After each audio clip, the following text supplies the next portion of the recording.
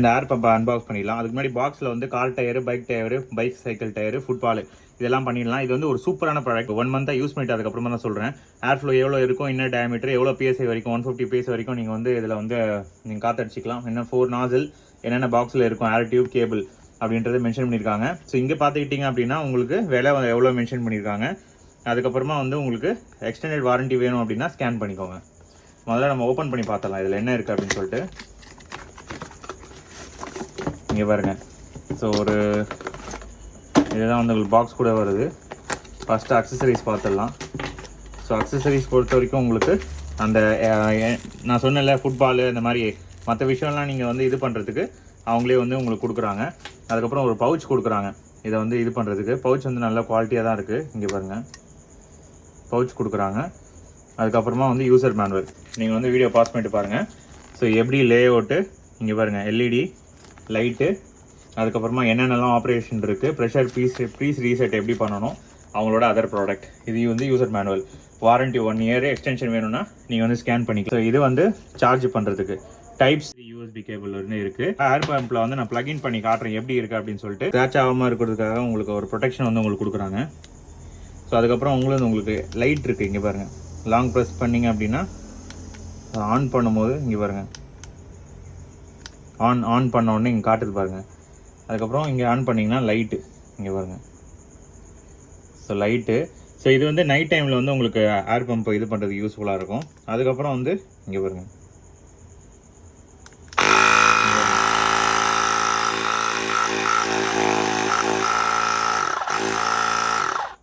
So நல்ல செமையாக sound இருக்குது. இங்கே பாருங்கள், இதை வந்து சும்மா இதை உள்ளே வச்சு நம்ம ரொட்டேட் பண்ணிட்டாலே போதும். இங்கே பாருங்கள்,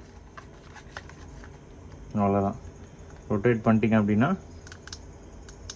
36 நீங்கள் வந்து செட் பண்ணி வச்சுக்கலாம். 36 அதுவே காமிக்கும். இங்கே பாருங்கள், ஃப்ரீ டிஃபால்ட்டாக வந்து செட்டிங்ஸ் அதுவே காமிக்கும். சப்போஸ் வேணும் அப்படின்னா நீங்கள் வந்து 45.5 6 அந்த மாதிரி நீங்கள் ப்ளஸ் கொடுத்தீங்கன்னா ப்ளஸ் ஆகும், மைனஸ் கொடுத்தீங்கன்னா மைனஸ் ஆகும். அது மாதிரி செட் பண்ணிவிட்டு ஸ்டார்ட் பண்ணிங்கன்னா ஸ்டார்ட் ஆக ஆரம்பிச்சிடும்.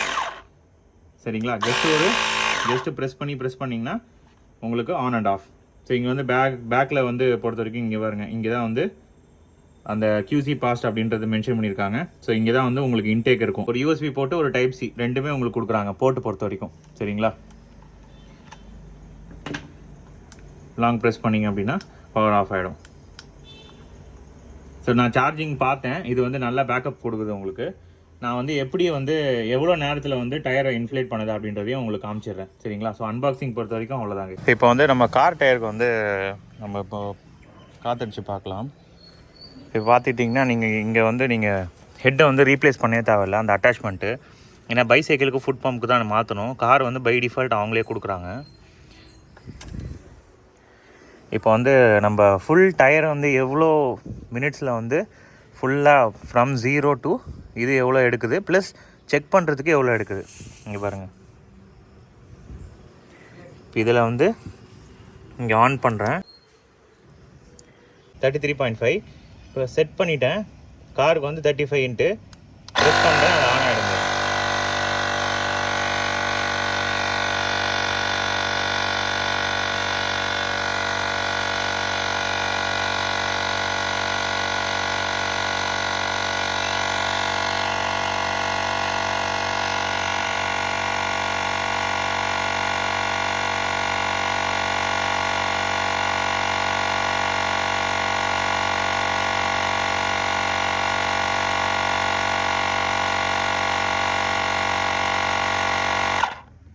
அவ்வளோதான். 35 ஆனோடனே அது இது ஒரு ஆர் செக் பண்ணுறது. இப்போ 0 to 35 எவ்வளோ நேரம் எடுத்துக்குது பார்த்துடலாம். ஸோ இப்போ வந்து ஸ்டெப்னி வீலில் வந்து நமக்கு 0 இருக்குது. நான் உங்களுக்கு காமிச்சிடுறேன். 0 PSI தான் இருக்குது இப்போதைக்கு. இப்போ வந்து நம்ம 0 to 35 இப்போ காரில் வந்து எவ்வளோ இருக்குது அப்படின்ட்டு நம்ம மெனுவில் வந்து பார்த்துடலாம். 45 வந்து இது சைக்கிளுக்கு வந்து, ஸ்கூட்டருக்கு 32, 35 வந்து காரு. சரிங்களா? ஸோ இப்போ நம்ம ஆன் பண்ணலாம். இப்போ எவ்வளோ நேரம் எடுத்துக்குது அப்படின்னு சொல்லிட்டு பாருங்கள்.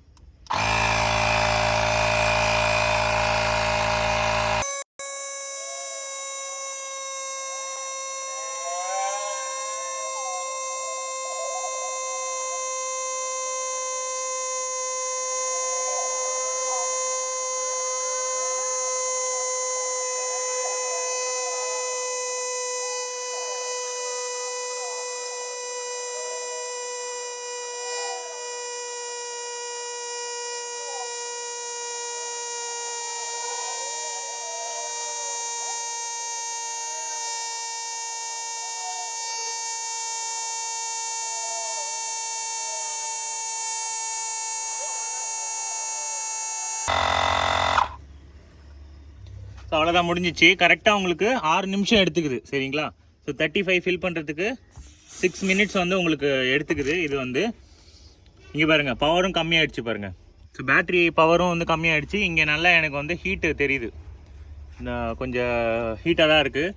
அதே மாதிரி இது நம்ம ஏற்கனவே வந்து இந்த பெர்கம் வந்து ஏற்கனவே வந்து ரிவ்யூ பண்ணியிருக்கோம்.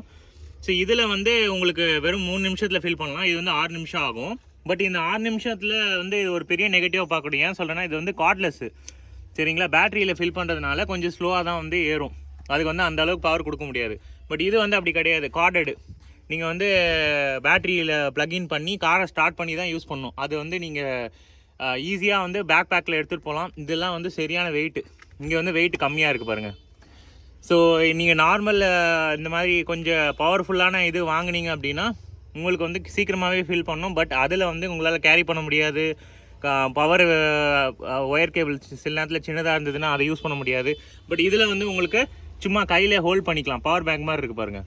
அதே மாதிரி எங்கே வேணாலும் எடுத்துகிட்டு போய்க்கலாம். மல்டி பர்பஸ்க்கு வந்து கண்டிப்பாக இது பெஸ்ட் ப்ராடக்டாக இருக்கும்னு நினைக்கிறேன். அதே மாதிரி அந்த பெர்க்மேனில் வந்து உங்களுக்கு அனலாக் மீட்டர், இதில் வந்து டிஜிட்டல் மீட்டர். அது வந்து உங்களுக்கு டிஜிட்டல் மீட்டர்ன்றதுனால உங்களுக்கு அட்வான்டேஜ், ரொம்ப ப்ரிசிஷனாக இருக்கும் வேல்யூஸ் எல்லாமே. இது எது கொடுத்துருக்காங்க அப்படின்னா, நீங்கள் இதை வந்து ஜஸ்ட் இங்கே வந்து இன்சர்ட் பண்ணி அந்த வெளியே வயர் வந்து நீட்டிகிட்டு இருக்கக்கூடாது அப்படின்றதுக்காக அவங்களே வந்து கொடுக்குறாங்க. இது வந்து லாக் மாதிரி இருக்கு பாருங்கள். ஸோ இந்த பவுச்சில் வந்து இப்போ ஈஸியாக வைக்கிறதுக்கு வந்து நல்லாயிருக்கும். இங்கே பாருங்க, பைசைக்கிளுக்கு அவங்க கொடுத்துருக்க இந்த அட்டாச்மெண்ட்டை வந்து நீங்கள் ஃபிக்ஸ் பண்ணிங்கன்னா தான் உங்களால் வந்து காற்றடிக்க முடியும். ஸோ இது வந்து நான் இந்த இதில் வந்து போட்டாச்சு. இதுக்கப்புறம் காற்றடிக்கிறது ஈஸி தான், காற்றடிக்கிற மாதிரி வரும்.